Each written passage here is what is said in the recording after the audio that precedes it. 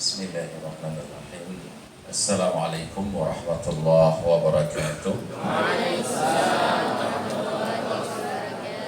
Alhamdulillahilladzi farada alaina as-siyam wa ja'alahu thalitha arkanil Islam. Wassalatu wassalamu ala habibina Muhammadin sayyidil anam wa ala alihi wa sahbihi الذين هم ينابيع العلوم والحكم. وقال الله تعالى في القرآن العظيم شهر رمضان الذي أنزل فيه القرآن هدى للناس وبينات من الهدى والفرقان فمن شهد منكم الشهر فليصم ومن كان مريضا أو على سفر فعدة من أيام أخرى yuridullahu bikumul yusra wa la yuridu bikumul usra. Shadaqallahul azim wa ballagha rasuluhun nabiyyul habibul karim wa nahnu ala dhalika minasy syahidin wasyakirin walhamdulillahi rabbil alamin. Wa ba'du. Yang saya muliakan dan kita hormati bersama Ketua Yayasan Pendidikan Nurul Islah ada khairul amal, biasanya kami sering menyebut khairul umuri awsabuha. Ini kan ada khairul amal. Tadi sebenarnya saya ingin memilih berbicara sambil duduk, tapi karena saya duduk di samping beliau jadi terlihat agak stunting. Terpaksa berdiri, terlihat dari pihak-pihak yang lain. Adanya hotel diri ke menawar.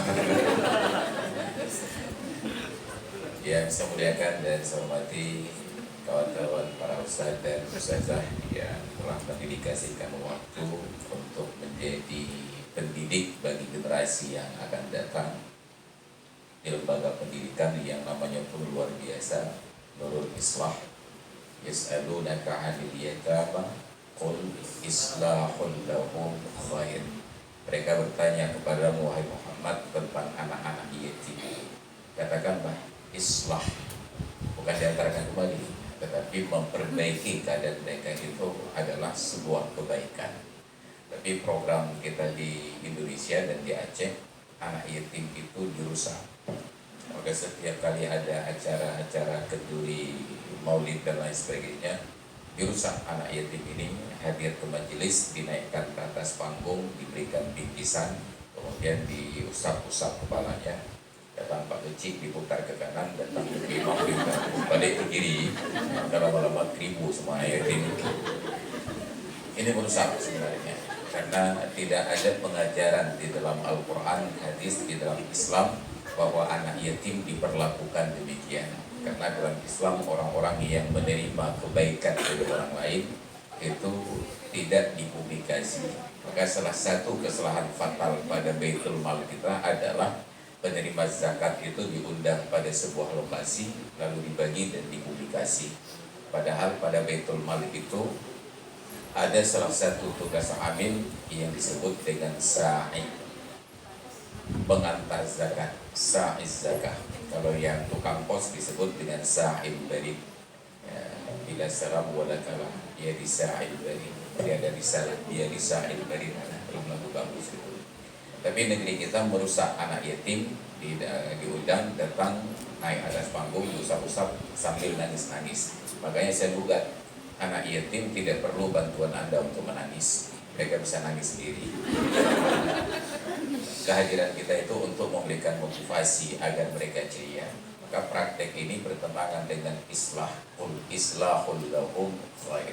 Maka mudah-mudahan kita tidak termasuk dalam bahagian demikian. Saya juga sering diundang pada acara ceramah yang ada acara anak yatim, tapi tetap dalam momen itu langsung saya gugat. Kenapa? Takhirul bayan an waqtil hajah mamnu'. Menunda-nunda penjelasan dari waktu diperlukan itu dilarang dalam agama. Karena momennya tepat, jadi harus segera kita sampaikan. Maka saya sangat yakin kalau bapak dan ibu yang hidup sekarang punya anak, saat melihat fenomena anak yatim naik ke atas panggung diusap-usap kemana, bayangkan adik kakak itu anak kita, bagaimana perasaan kita di dalam kubur. Maka itu sangat menyakitkan. Tapi tidak ada yang menggugat, karena yang mempraktekannya justru guru-guru kita mereka yang sangat-sangat alim tersebut, yang sorbannya sudah seperti sayap Superman. Ini masalah kita. Nggak apa-apa, ini nggak perlu disensor. Saya bertanggung jawab. Saya bertanggung jawab karena sudah terlalu lelah melihat diamnya orang-orang yang mengerti dari kondisi-kondisi yang semakin buruk di negeri ini. Makanya kata Sayyidina Ali, la yartafi'a sawtul batil illa idza ghafala ahlul haq. Kebatilan itu tidak menang, kebatilan itu tidak akan mengemuka kecuali karena orang-orang yang benar memilih untuk diam, lalai. Mereka ini entah dibungkam, entah memilih untuk diam. Maka saya terus bersuara dan menarasikan, walaupun sering dipersepsikan sebagai Wahabi. Makanya padahal saya pakai kain sarung ya. Ada yang pakai sabuk hari ini. Dari kalangan yang bapak-bapak hanya saya pakai rok hari ini. Makanya karena penampilan pakai rok dan tetap disebut Wahabi, saya pilihlah mazhab baru namanya Aswabi. Dan dulu saya lapor ke Prof. Muslim Ibrahim almarhum Allah maghfirlahu waktu berangkat ke Kota Baru Kelantan, acara Ijtima Ulama Nusantara. Saya bilang, saya sudah buat mazhab baru di Aceh. Mazhab apa Ustaz? Mazhab Aswabi. Oh, Budoitan, kata beliau.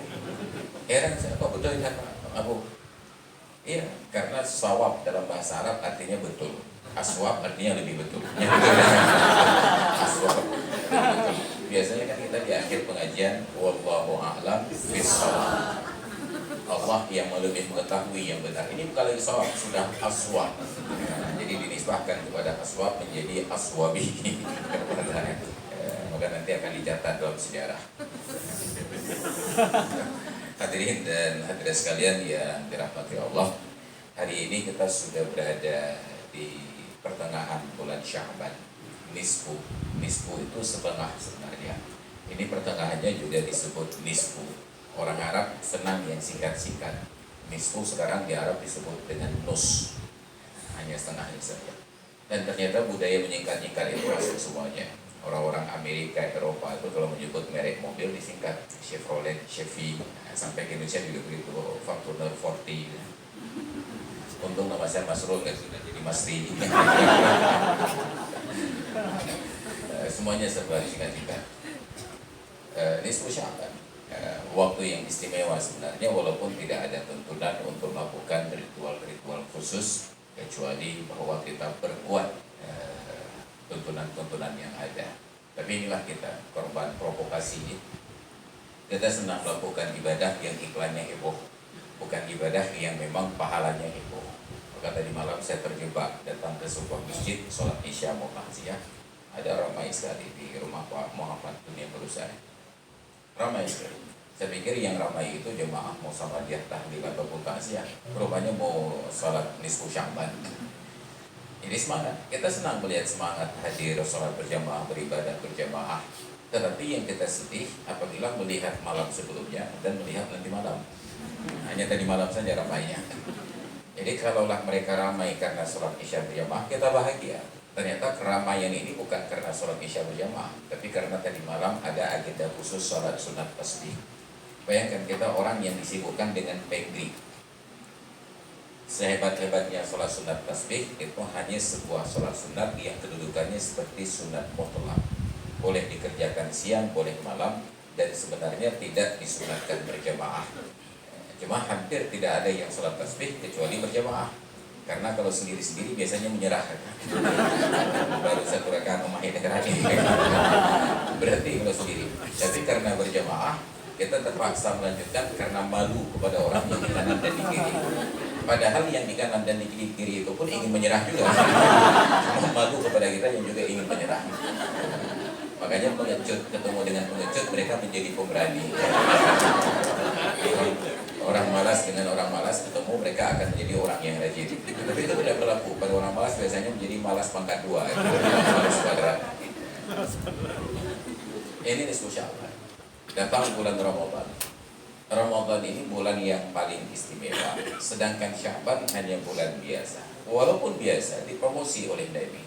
Maka dalam hadis yang diriwayatkan oleh Usamah bin Zaid bin Harithah, Usamah ini kedudukan beliau dalam sejarah aneh. Karena dari sisi ayah, beliau adalah cucu angkat Nabi. Karena ayahnya Zaid bin Harisah, anak angkat Nabi. Tapi dari sisi ibu, beliau adik angkat Nabi. Karena ibunya adalah ibu angkat Nabi. Itu Barakatul Habasyiyah ataupun Ummul Aiman. Bisa disebut adik angkat, bisa disebut cucu angkat. Kenapa? Karena anak Nabi kawin dengan ibu Nabi. Ini cucu yang kawin dengan nenek ini. Kalau kakek kawin dengan cucu banyak, tapi nenek kawin dengan cucu langka. Usama bertanya kepada Nabi, kenapa sangat sering berpuasa sunat di bulan Sya'ban? Apa kata beliau? Zaka syahrun yawfulu anhu katsirun minan nas baina Rajab wa Ramadan. Itu bulan yang banyak diabaikan oleh manusia karena terdapat di antara bulan Rajab dan bulan Ramadan. Rajab bulan haram, Ramadan bulan istimewa. Padahal bulan Sya'ban itu sendiri juga ada keistimewaannya. Tapi karena diapit di antara dua yang lebih istimewa, maka tidak terlihat keistimewaan bulan Sya'ban. Itu sama kayak kecil di Bangun ya. Kecil itu dicari-cari oleh warga. Tapi ketika ada acara, beliau salah duduk diapit di antara camat dengan wali kota. Macam terlihat namanya. Maka karena kita paham kedudukan kecil juga terhormat, orang acuh saja, cuek saja, nggak ada yang minta foto dengan beliau. Kita kasihan, kita datanglah Pak Haji, Pak kecil kan perlu foto je ada. Maka Nabi promosikan Sya'ban dengan mengangkat kembali temanya. Fihi turfa'u a'malu ummati. Di bulan Sya'ban itu diangkat amalan umatku. Fa uhibbu an yurfa'a 'amali wa kuntu sha'iba. Dan aku senang ketika amalanku diangkat, aku sedang dalam keadaan berpuasa. Itu menunjukkan bahwa Nabi sendiri tidak tahu kapan amalan itu diangkat. Tapi di Aceh kita udah sepakat di 15 Sya'ban. Maka hebatnya jangan Nabi. Karena Nabi tidak tahu kapan diangkat, maka beliau perbanyak puasa. Mudah-mudahan salah satu hari yang beliau berpuasa bertepatan dengan saat diangkatnya amal. Harusnya Nabi bertanya ke kita. Karena kita lebih tahu daripada Nabi. Kita hanya fokus pada 15 Sya'ban saja. Aceh di bawah. Ini apa sama? Enggak apa-apa, ini enggak perlu disensor. Karena saya memang senang cari ribut.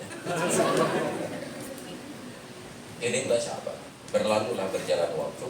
Maka kata Nabi, "Idza kana nisfu min Sya'ban, fala shauma hatta Ramadan." Kalau sudah datang nisfu Sya'ban, tidak ada lagi puasa sunat sampai datangnya bulan Ramadan. Yang tidak ada puasa sunat yang baru dimulai. Adapun yang ada qadha puasa wajib, yang puasa nazar, puasa kifarat lanjut. Sedangkan puasa sunat apabila sudah mentradisi, yang biasanya puasa Senin Kamis lanjut, ataupun dimulai paling telat sejak hari ini. Hari ini berpuasa, besok lanjut. Tapi sampai hari ini belum pernah puasa sunat, sebelum-sebelumnya tidak ada puasa sunat, tidak ada puasa wajib, besok mendadak taat. Kamis besok ya? Kamis. Saya mau puasa besok, puasa apa? Puasa sunat hari Kamis. Berarti kan hantar katanya Kamis Sya'ban. Maka mendadak taat besok mulai puasa sunat, itu ada ulama katakan makruh, ada yang katakan haram. Jadi kalau kata warga kampung saya di Kota Madiun Cekung, kita harap pahala UBP, rumput balik UBP. Jadi ini peraturan dasar. Berjalanlah Sya'ban. Nanti di 29 Sya'ban ada prosesi Ru'yatul Hilal. Melihat jadwal Ramadan tahun ini 23 Maret, itu posisi bulan Sya'ban baru 29. Ada kemungkinan bergeser ke 24 di hari Jumat. Karena nanti 29 itu baru proses Ru'yatul Hilal. 23 Maret itu bukan 23, 22 Maret sorenya Ru'yatul Hilal, nampak bulan, puasa, tidak nampak bulan, bukan juga tidak puasa, tunggu pengumuman Menteri Agama. Jadi anehlah di Indonesia, karena Indonesia satu-satunya negara yang punya banyak pengumuman resmi terkait kapan mulai dan berakhirnya Ramadan. Ada versi pemerintah, versi NU, dan versi Muhammadiyah. Nanti hari raya juga begitu, ada versi pemerintah, versi NU, dan versi Muhammadiyah. yang agak semi-semi tahan sedikit akan mengambil puasa mengikuti pengumuman paling telat. Giliran hari raya ikut yang paling cepat. Ini namanya kaum oportunis, tukang opor dan tukang kumis. Pertanyaannya, kita ikut kemana? Tetap kewajibannya ikut pemerintah, bukan afiliasi keagamaan baik NU ataupun Muhammadiyah. Kenapa? Karena itu perintah agama. Ya ayyuhalladzina amanu athi'ullaha wa athi'ur rasula wa ulil amri minkum. Ikut pemerintah. Pertanyaannya, kita ikut pemerintah, kenapa? Menteri agama apa? Saya sorry. Itu contoh pertanyaan.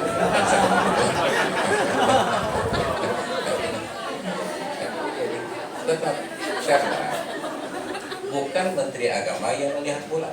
Menteri Agama hanya menyampaikan informasi dari hasil sidang isbat dan ruqyah. Siapa yang melihat bulan? Pakar-pakar di bidangnya yang dilibatkan di dalam Badan Hisab dan Ruqyah, disingkat menjadi BHR. Kalau BHS itu mereka ringkas sarung. BHR, Badan Hisab dan Ruqyah.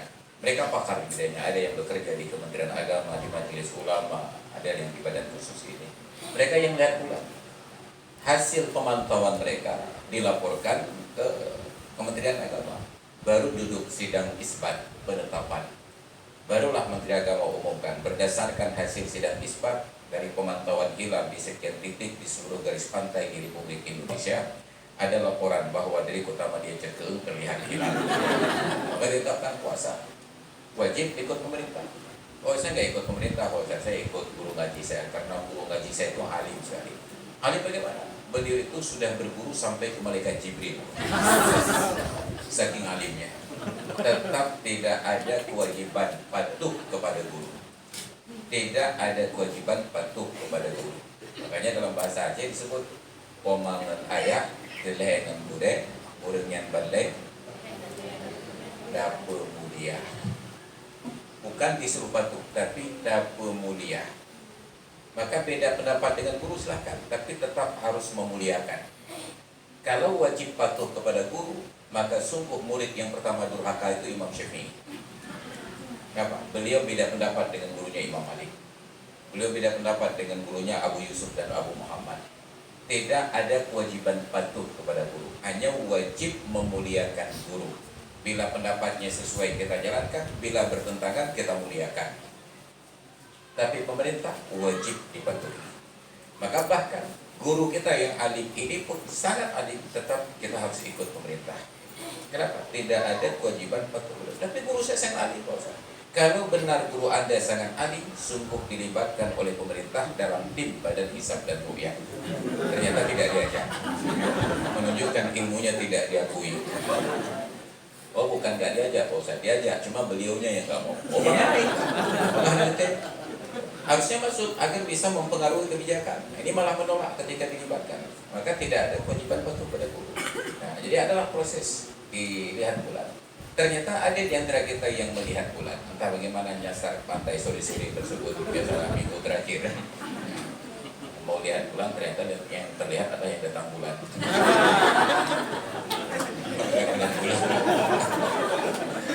Nampaklah bulan. Umpamanya saya bisa melihat bulan, apa yang terjadi? Bahkan saya yang melihat bulan itu tidak berlaku kewajiban puasa untuk orang yang lain sampai saya diambil kesaksian di hadapan hakim, mahkamah syariah dan lain sebagainya. Saya datang ke depan hakim ataupun KUA dengan kalimat yang sangat khusus, asyhadu anni ra'aitu hilal Ramadan. Aku bersaksi bahwa aku melihat hilal bulan Ramadan.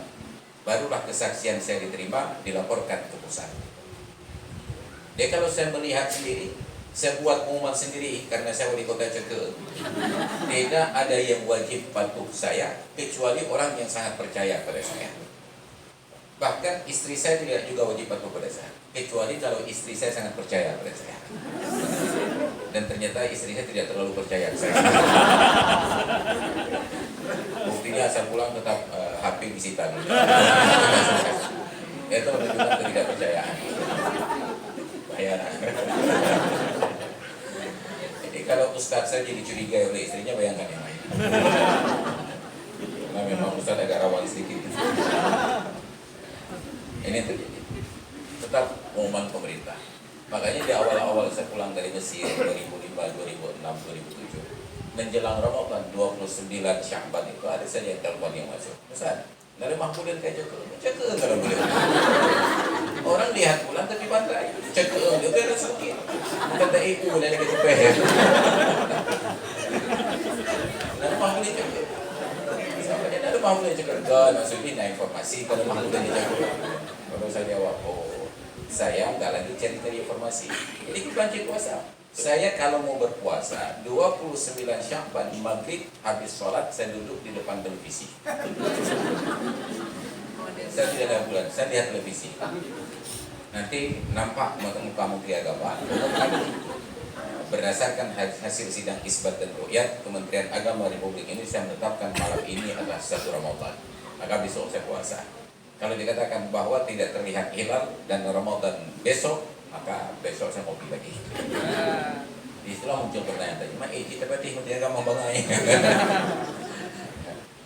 Tetap ini kewenangan pemerintah, bukan kewenangan individu. Maka kalau semua sepakat demikian, indah sekali puasa kita dan indah sekali hari raya kita.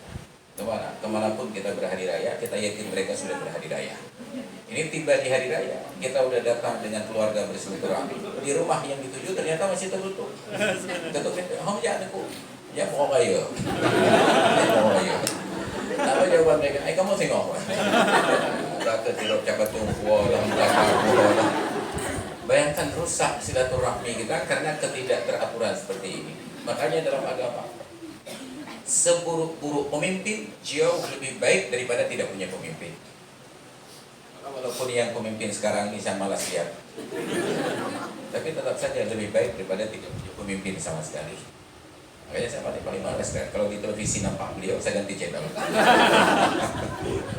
Di radio terdengar suaranya saya ganti stasiun. Tiba-tiba diundang hadir ke Jakarta untuk bertemu dengan beliau. Saya suruh adik saya yang berangkat. Ditelepon oleh panitianya, saya ini penting, kenapa nggak berangkat?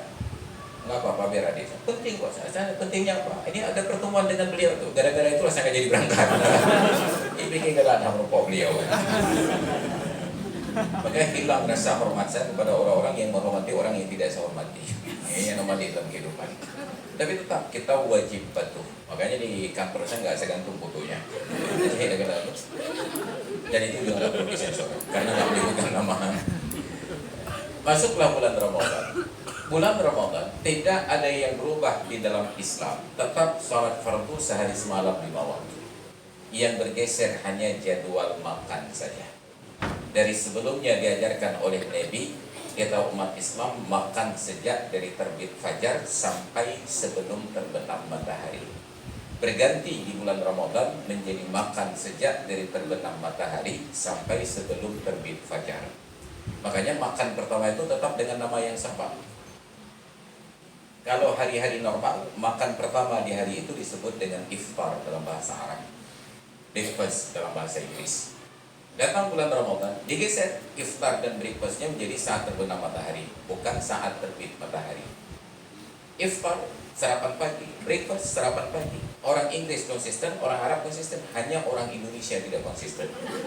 Hari yang lain mereka sebut sarapan pagi, tiba-tiba di bulan Ramadan kamu buka puasa. Ini inkonsistensi bahasa Indonesia. Makanya saya malas berbicara bahasa Indonesia. Cuma karena bapak dan ibu tidak paham, saya pakai bahasa Indonesia. Biasanya bahasa Aceh saya ngomongnya. Iftar.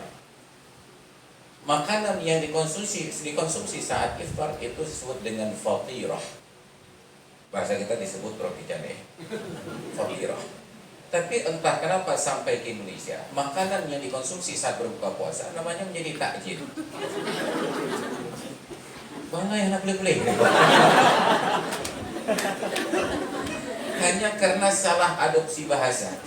Dalam hadis Nabi itu ada ungkapan, la tazalu ummati fi khairin ma akharu sahura wa ajjalul fitrah. Umatku senantiasa dalam kebaikan selama mereka menunda sahur waktu yang paling akhir dan menyegerakan berbuka. Menyegerakan berbuka dalam bahasa Arab disebut ta'jilul fitri. Yang berbukanya fitri, yang menyegerakannya berbuka. Ini tiba-tiba takjilnya sudah menjadi fitri. Dan itu diterima dengan lapang dada.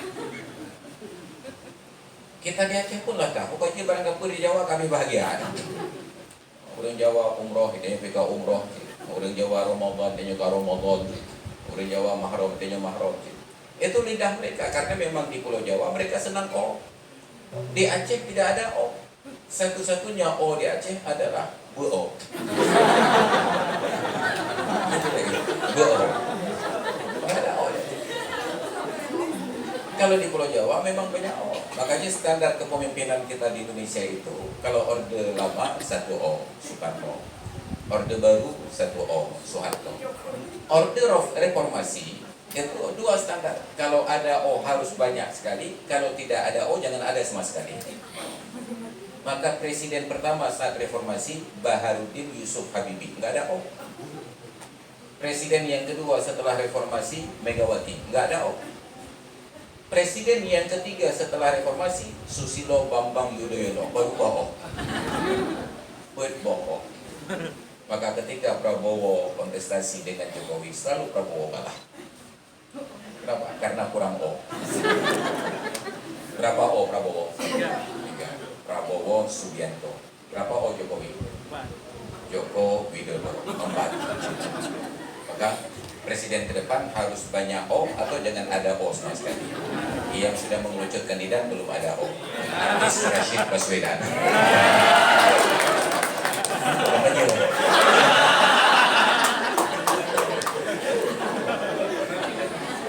Kecuali kalau dibaca Rashid, itu baru ada O. Kalau dibaca Rashid jangan ada O. Kalau ada O dibaca Rashid udah pasti kalah. Kurang O. Maka jangan seolah-olah semua yang datang dari Jakarta itu sebuah keistimewaan. Tidak. Ada budaya yang harus kita pertahankan. Maka di Aceh ada temuan buka puasa. Di Aceh ada acara belalai puasa. Tiba-tiba berganti ngabuburit. Tetap, ya belalai puasa. Ya ngabuburit. Tanpa betul-betul berpulih. Jangan sampai bahasa kita hilang, budaya kita hilang, dijajah oleh budaya asing. Ini kesalahan dan itu kekalahan. Maka naudzubillah. Datang bulan Ramadan, tidak ada yang berubah, tetap sholat wajib 5 waktu, hanya bergeser jadwal makan. Sedangkan tarawih itu bukan prioritas. Nabi tidak promosikan sholat tarawih. Maka ketika Rasulullah itu sampai Khulafaur Rasyidin berpuasa, tidak ada spanduk-spanduk mengajak ayo kita ramaikan sholat tarawih di masjid fulan. Gak ada yang menyusun jadwal penceramah tarawih. Bid'ah. Wa kullu bid'atin dhalalah. Sudah bid'ah sesat. Tidak ada. Kenapa? Karena yang ada hanya sholat qiyamul lail. Khusus bulan Ramadan karena istimewanya disebut dengan qiyamu Ramadan. Barulah nama itu menjadi tarawih di masa Sayyidina Umar. Dan ingat, Umar tidak ajak sholat tarawih. Beliau hanya pimpin sholat isya, bubar. Karena di masa khalifah menjadi imam sekaligus khatib. Jadi kalau di Masjid Istiqlal, Masjid Nasional, itu mesti Jokowi jadi khatib, Jokowi jadi imam. Gak boleh deh, masalah kita berani ikut atau tidak, itu risiko sendiri. Di Masjid Raya Baitur Rahman, karena masjid provinsi, itu ada 2 pilihan. Kalau bukan gubernur, ya wali nagrau. Ini wali nagrau udah di demo saja, gak mau naik ke atas mimbar. Pak adalah wali nagrau tengah-tengah kan. Makanya ke depan harus ada calon kepala daerah dites kemampuan menjadi khatib. Setidak-tidaknya kami ini berpeluang untuk jadi.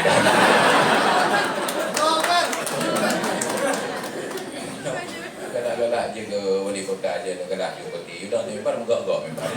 Bela bangga. Maka Sayyidina Umar, beliau yang jadi imam sholat isya. Setelah sholat isya pulang.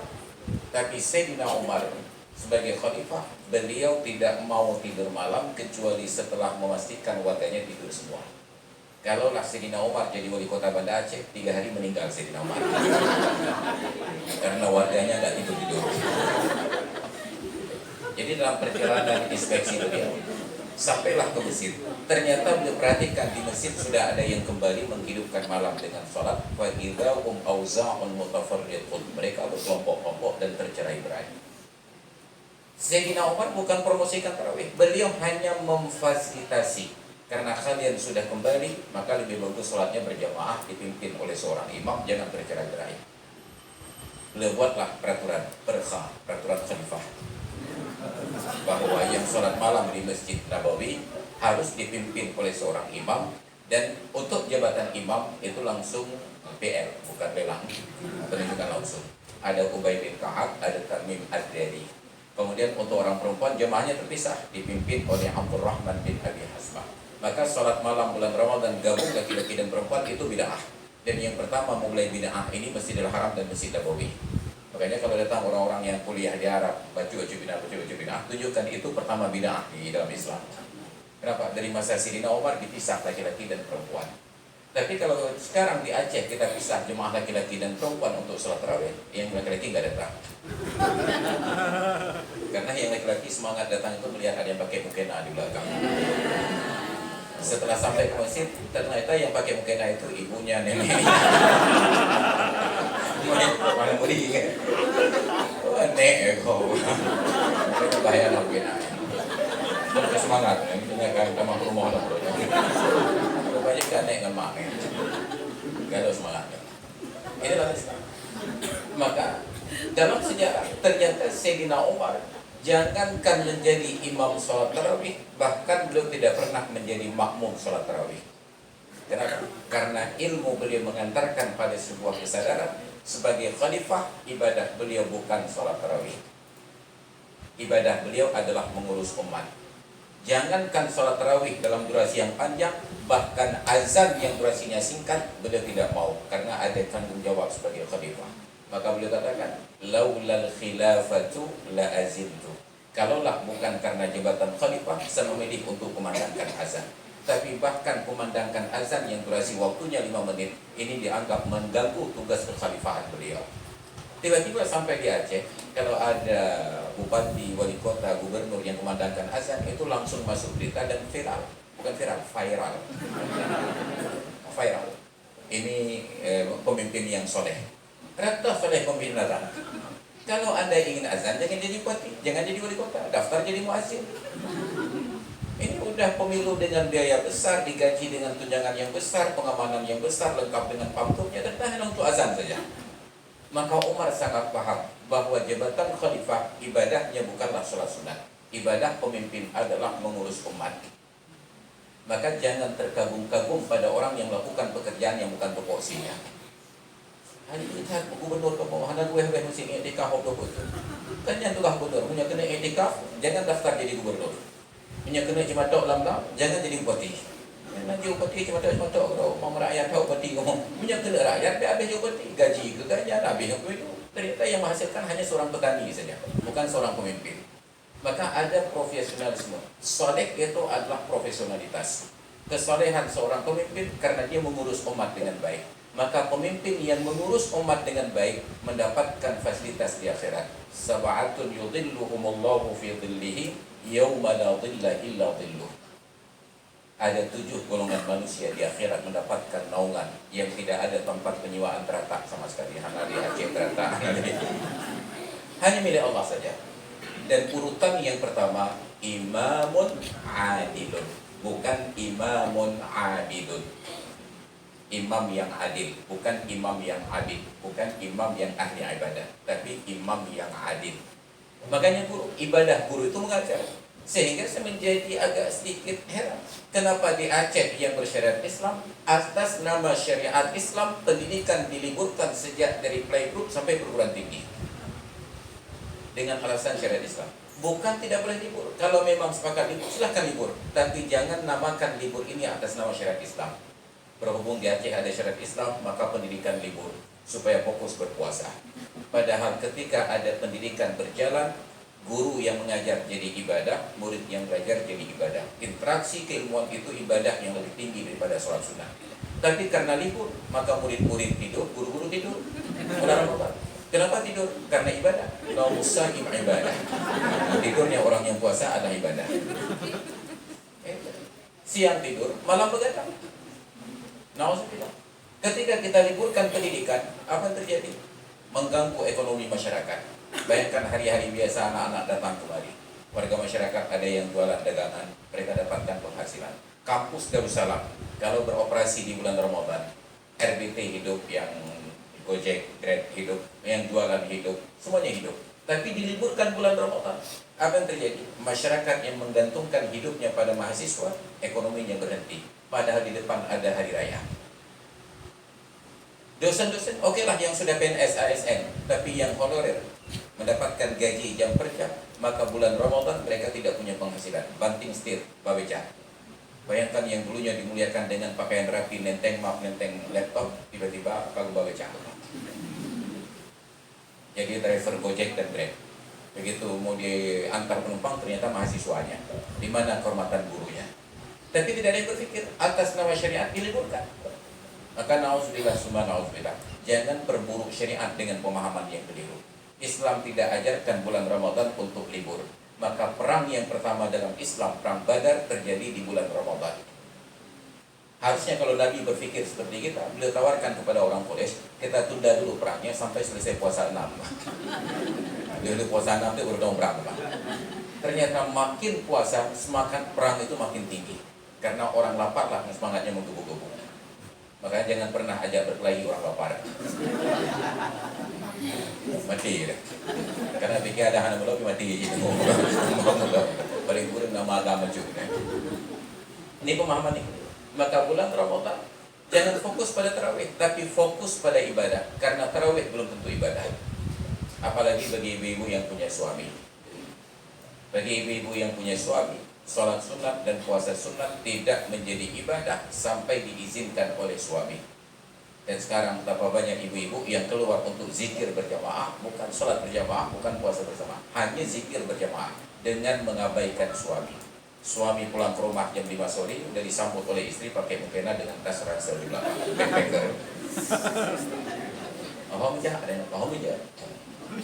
Istri menjawab, ya zikir. Mata tu yang anak buat damai-damai ngenggang deh. Ini ada bagi.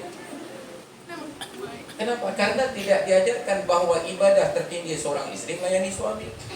Makanya dalam hadis riwayat Abdurrahman bin Auf, "Idza shallatil mar'atu khamsaha wa shamat syahraha wa hafizat farjaha wa ata'at zawjaha, qila laha udkhulil jannata min ayyi abwabil jannati syi'ti."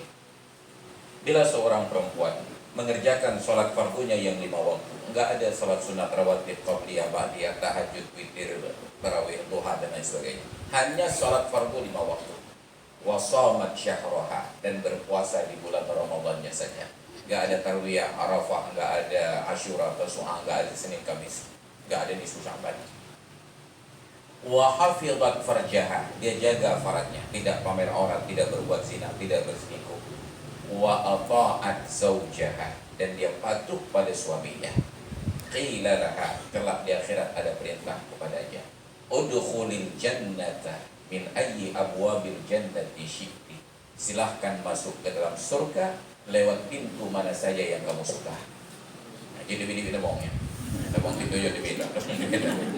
Bayangkan ibadahnya hanya 4 ini, gak ada sholat sunat, gak ada puasa sunat, gak ada sholat tarawih. Tapi ternyata kita korban iklan. Kita bukan mau ibadah, kita hanya mau tarawih. Makanya yang paling stabil sholat tarawih sampai ibu.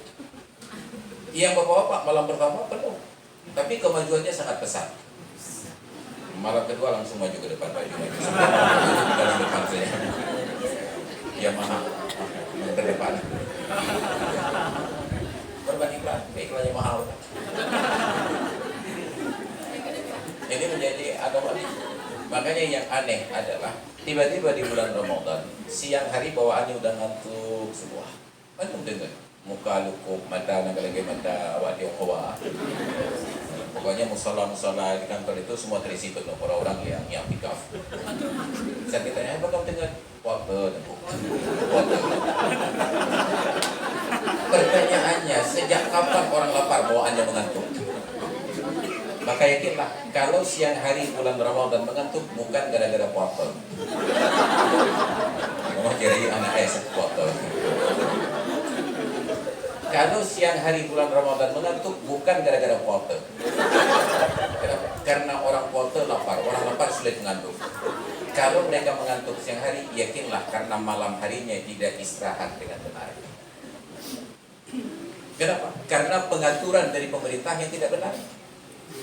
Harusnya malam bulan Ramadan seperti malam-malam yang lain, yang jualan-jualan, yang ngopi-ngopi, yang mau beraktivitas silahkan. Nanti sholat isya berjamaah, selesai sholat isya lanjut aktivitas. Tapi pemerintah harus buat batasan. Jam 11 paling telat semua tempat usaha tutup, pilihan tinggal dua. Yang mau istirahat pulang ke rumah, yang mau ibadat ke masjid. Maka sungguh siang hari bulan Ramadan tidak ada yang mengantuk. Kenapa? Karena kita istirahat dengan benar. Oh enggak Pak Ustaz, saya istirahat dengan benar. Jam 11 malam bulan Ramadan saya sudah tidur. Iya kita tidur, tetapi tidur kita diganggu oleh suara mikrofon yang menggelegar. Ngaji dari jam 10 sampai dengan subuh. Dengan bacaan yang irama, bukan Hijaz, irama jazz. Terganggu. Ini persoalan, tidak ada yang urus. Saya sudah sampaikan ke gubernur dulunya, PJ Gubernur Aceh waktu itu masih Pak Nova. Saya sarankan agar azan Isya di Masjid Raya jam 9. Beliau setuju. Semua setuju, kecuali imam besar Masjid Raya. Padahal kalau Masjid Raya mulai jam 9, masjid lain semuanya akan ikut. Nggak bisa dimulai dari masjid yang lain. Dari Masjid Pango kita mulai. Jam 9 umpamanya. Itu jam 8 jemaah udah datang ke masjid menggugat menikah. Bukan ada bangga. Masjid Raya kayak bangga. Tapi kalau Masjid Raya mulai jam 9, kita azan jam 8 juga digugat oleh jemaah. Kubur awal azan. Masjid Raya hanya bangga. Tapi Masjid Raya tidak paham kekuatannya. Ini mereka tidak sanggup urus negeri ini. Makanya ke depan pilih saya.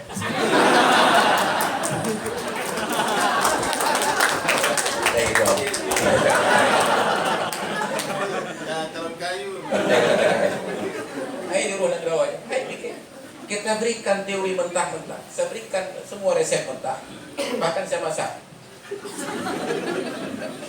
Gak sanggup dikunyah. Apalagi untuk diolah. Ini yang menyebabkan diri kita terpuruk. Maka makin lama bulan Ramadan, makin menyebabkan umat Islam membenci syariatnya. Kenapa? Seharusnya malam bulan Ramadan semangat semuanya itu terlihat ceria, menyenangkan, tiba-tiba menjadi sangat menyeramkan. Kita ke kota semuanya tertutup, hening seperti film horor. Harusnya biarlah malam-malam itu buka santai. Harusnya tarawih itu belajar dari Umar dan Rasulullah itu sekitar jam 2. Harusnya jam 2. Cuma panitia masjid protes, mau 2 dan ku enau minyak tarawih. Yakinlah pasti ada. Minimal imam dan bilalnya. Yang lain ikut secara Zoom.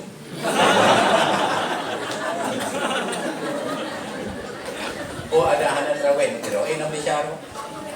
Hanya sholat sunat. Tidak ada yang berdosa bila di Aceh sama sekali nggak ada yang sholat tarawih. Kenapa? Karena itu hanya sholat sunat. Tapi gara-gara sholat tarawih ada yang tidak berani sholat isya berjamaah ke masjid. Kenapa? Mereka sanggup sholat isya berjamaah, tapi tidak sanggup melanjutkan tarawih. Mereka perlu istirahat. Ketika mau keluar habis sholat isya, seluruh jemaah melihat ini. Nah ini beda. Akhirnya malam besok dia berpikir lah katuna beda jadi masjid. Gara-gara sholat tarawih yang sunat, isya berjamaah yang fardu kifayah tidak dilaksanakan. Dan itu tidak ada yang berpikir sama sekali. Maka hanya tahu. Ikula banyak-banyak profesor, doktor hanya untuk dapat sertifikat di PKBD dan waktu ijab kabul telah menikah hari ini profesor doktor pulang.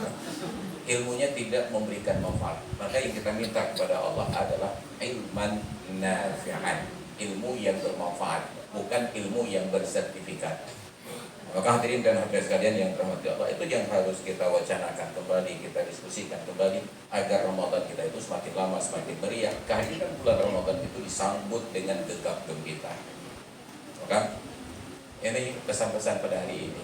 Jadi mungkin karena waktu muda, janji saya jam 3:30 karena saya harus berangkat melanjutkan provokasi di PT SBA, Solusi Bangun Andalasan. Seharusnya Solusi Bangun Aceh, tapi pemerintah pusat sangat benci nama Aceh. Semua nama pabrik semen pakai nama daerah. Semen Kaltim, semen Kujang, semen Kutai. Tapi sampai ke Aceh hanya bukan semen Aceh, semen Andalas. Nyandubio juga Aceh. Makanya saya sering nyebut Aceh, Pahumang ya. Jadi saya harus berangkat ke sana, dan biasanya durasi waktu ke sana sekitar setengah jam dengan keterampilan mengebut tingkat tinggi insya Allah. Maka hadirin dan hadirat sekalian yang dirahmati Allah, demikian sekedar provokasi dari saya. Mudah-mudahan membuka wawasan kita, dan khusus untuk ibu-ibu yang sudah punya suami, kalau memang ingin sholat tarawih, minta izin ke suami. Cara paling mudah minta izin, ajak suami ke masjid. Bang, ajak semayang tarawih. Itu paling-paling suami akan mundur selangkah. Tentu jaga tampil. Itu yang diharapkan, jaga tampil. Diizinkan berangkat, tidak diizinkan, jangan motor, tetap duduk rumah. Karena melayani suami adalah perintah wajib, dan melakukan itu dapat pahala wajib. Maka ibu-ibu yang biasanya pulang suami langsung disuguhkan minuman, saran saya pulang hari ini jangan langsung disuguhkan minuman. Sambut saja dan duduk menanti. Itu anak ini perintah. Karena kalau langsung saya suguhkan minuman itu hanya pahala sunnah, tapi kalau keluar perintah itu jadi pahala wajib. Sebab sebuah tugas yang ada SK ada tunjangan.